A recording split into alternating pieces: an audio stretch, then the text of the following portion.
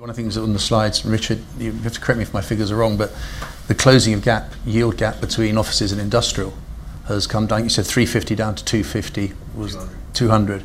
And if you look, and I remember CBRE a few years ago did a total returns of logistics over a 10-year period.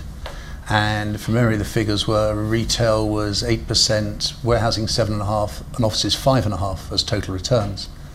Well, to have that return, you can see that closing even further. So we've been to see where warehouse industrial yields go compared to offices. I don't know if Richard's got a comment on that, but I can see them come in much closer. I don't think there's any reason for a gap between retail and industrial in the future.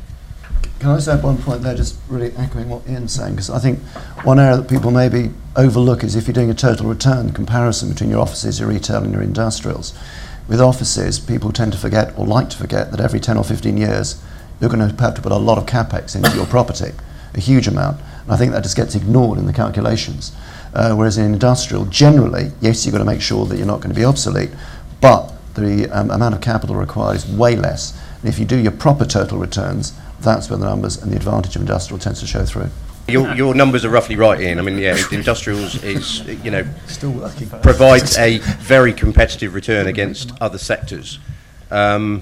So yes, just to corroborate that point, I am interested in the general view around the panel that prime yields have got significantly further to fall, which I don't disagree with, but it does take pricing down into, in some markets, territory that it hasn't really been in before.